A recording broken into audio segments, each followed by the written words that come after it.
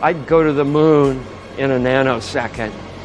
The problem is we don't have the technology to do that anymore. We used to, but we destroyed that technology, and it's a painful process to build it back again. Hey, what's up guys? Jake the Asshole here. Apparently, NASA plans on going back to the moon, but they won't be going alone. They'll be teaming up with otherworldly superpowers to get there.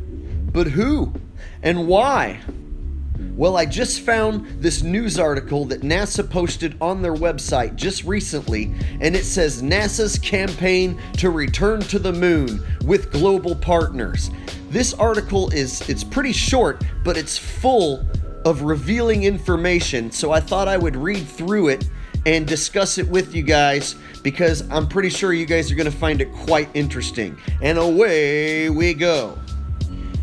And it says, the moon is a fundamental part of Earth's past and future, an off-world location that may hold valuable resources to support space activity and scientific treasures that may tell us more about our own planet. Americans first walked on its surface almost 50 years ago, but the next wave of lunar exploration will be fundamentally different. Oh, you mean 50 years since they faked walking on the moon? Yeah, I bet it will be fundamentally different to fake it this time since the last time you faked it. Because last time you faked it quite badly, NASA. Yeah, the last time was pretty ridiculous. So I would hope that it's fundamentally different this time around. For your sake. Let's continue, shall we? Through an innovative combination of missions involving commercial and international partners, NASA's robotic lunar surface missions will begin as early as 2020, focus on scientific understanding of lunar resources, and prepare the lunar surface for a sustained human presence to include the use of lunar oxygen and hydrogen for future lunar vehicles. The lunar surface will also serve as a crucial training ground and technology demonstration test site where we will prepare for future human missions to Mars and other destinations. So basically what they're telling us in this paragraph is that they're going to have a sustained human presence on the moon, which equates to having astronauts pretend that they're living on the moon the same way Scott Kelly pretended to live on the International Space Station for 2 years or however long it was. Yeah, the same way Scott Kelly hung around in a harness in front of a green screen doing backflips pretending to be on the International Space Station. They'll just have some astronauts pretending to be living on the moon, and then they'll do some interviews on the news and on different shows and whatnot, saying, yep, here we are on the moon. Oh yeah, it's crazy to live on the moon, but we're getting used to it. Look, we're definitely not in front of a green screen. So that's going to be your human presence on the moon. Now, let's get to the other section of this paragraph. So I found the last part of this paragraph to be rather interesting because it says the lunar surface will also serve as a crucial training ground and technology demonstration test site where we will prepare for future human missions to Mars and other destinations. Crucial training ground and technology demonstration test site on the moon to prepare to go to Mars and other destinations. Does that make any sense to anybody? Like, hey guys, let's totally risk our life to go to Mars, but before we go, we're gonna also need to risk our life to go to the moon first so we can train on the moon to prepare for Mars. Because apparently training on the moon is the exact same thing as being prepared for whatever Mars has to throw at you. So we're gonna need to build us a base on the moon and train everybody up, and then we'll totally be ready for anything Mars has to throw at us for sure. Yeah, that makes tons of sense, right? 100% logical sense. I love where you're going with this, NASA. Let's continue. Since the beginning of its mission, NASA's Lunar Reconnaissance Orbiter has imaged objects impacting the surface of the moon. Such observations are of interest scientifically since they allow NASA to test and constrain models used to understand how water and other volatiles may be transported to the permanently shadowed craters near the lunar poles. In the coming months, the first Israeli spacecraft will land on the moon, and partnership with NASA has helped make this possible. NASA will not only help with observation from LRO and communication support during the mission, but has also developed a laser retroreflector that will fly on board the Israeli lander. So here you have NASA admitting to a partnership between themselves and the Israeli space program, and that they're going to help with the communication support during the Israeli lunar mission. Not only that, they're going to also hand over this retroreflector that the Israelis are going to take to the moon on behalf of NASA, which of course, then they're going to say, look, when we shine our special laser at the retroreflector on the moon, it retroreflects back at us. So that's how you know for sure that we went to the moon, and the Israelis did too. Wink, wink. So that's my guess is what this retroreflector is going to be for. And so they're straight up admitting NASA works with the Israeli space program. So what I find interesting about this whole NASA partnership with Israel is that NASA is said to be started by Nazis. Nazis who were brought in during Operation Paperclip. So if NASA is a Nazi organization and the Nazis hate the Jews, then why is NASA now working hand in hand with Israel?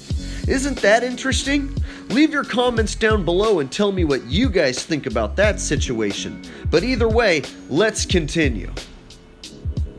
This past month, NASA held discussions with the China National Space Administration to explore the possibility of observing a signature of the landing plume of their lunar lander, Chang'e 4, using LRO's LAMP instrument. For a number of reasons, NASA was not able to phase LRO's orbit to be at the optimal location during the landing. However, NASA was still interested in the possibility of detecting the plume well after the landing. Science gathered about how lunar dust is ejected upwards during a spacecraft's landing could inform future missions and how they arrive on the lunar surface. Now, wait a minute. Hold up. Back up the truck. Beep, beep, beep. NASA, just you wait a gosh darn gall darn minute there. Didn't we already figure out back when you guys sent lunar modules and different spacecraft to the moon, didn't you already figure out that there is no such thing as a dust plume being injected into the air? There isn't a such thing, because on the lunar module that you sent in 1969, which supposedly weighed somewhere around 10,000 pounds, it landed on the moon without creating any sort of impact crater and no dust ejected upwards to settle on the boot. Take a look at that boot. Looks pretty gosh darn gall darn clean to me, NASA. So didn't we figure this out already back in '69 that dust doesn't go up in the air in the moon? There's no air, no dust, no chance of any crater being made by any sort of spacecraft. It's physically impossible. Otherwise, dust would have been ejected into the air and settled on the boot of the lunar module. But clearly, we have the photos to prove that that doesn't happen. So why on Earth, no wait, it's not on the Earth. Why on the moon would you need to study China, their fake moon landing plume, so that you can figure out how the particles are going to be injected into the air when you already know that it doesn't happen? So yeah, definitely some food for thought there, huh? Let's continue. Since the Chinese landing, LRO instruments have been collecting data that are currently being analyzed. LRO is expected to image the Chang 4 landing site on January 31st in a manner similar to what was done on Chang 3. NASA and CNSA have agreed that any significant findings resulting from this coordination activity will be shared with the global research community at the 56th session of the Scientific and Technology Subcommittee meeting of the UN Committee on the Peaceful Uses of Outer Space meeting in Vienna, Austria, February 11th through the 22nd, 2019. All NASA data associated with this activity are publicly available. In accordance with administration and congressional guidance, NASA's cooperation with China is transparent, reciprocal, and mutually beneficial. Let me read that part one more time because I think that's extra juicy. NASA's cooperation with China is transparent, reciprocal, and mutually beneficial. Ooh, don't you love the way that sounds? So now you have NASA admitting that they work hand in hand with the Chinese space program as well as the Israeli space program. Often I've heard people say things like, why doesn't China expose the fake moon landings that the US did in the 60s? Or why doesn't Russia expose the fake moon landings? Like, why doesn't so-and-so country expose the fake moon landings? Well, clearly, all the major world governments are working together to fake space together. So if they're working together to fake space exploration and it's mutually beneficial, then of course they're not going to expose each other. When it comes to exploring outer space, when it comes to fake exploring outer space, and protecting Antarctica, man, all these world powers are the best of friends. We're definitely not enemies when it comes to space and Antarctica.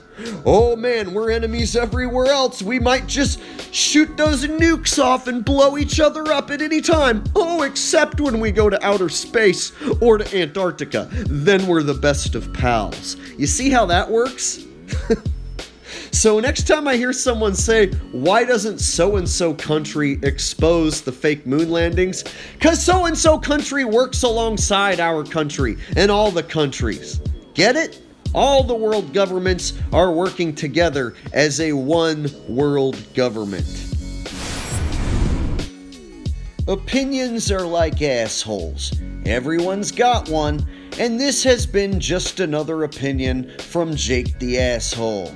Please like, share, and subscribe. But before you go, make sure to arm yourself with the best damn shirt you could possibly wear, with the coolest hoodie you could ever slip over your dome. This design has been tested and is guaranteed to blow minds and wake people up as you walk down the street. Do not cheat yourself out of wearing the best possible clothing design ever designed in the history of the world. It is available on teespring.com and in the link in the description and on the link on the screen. Order now!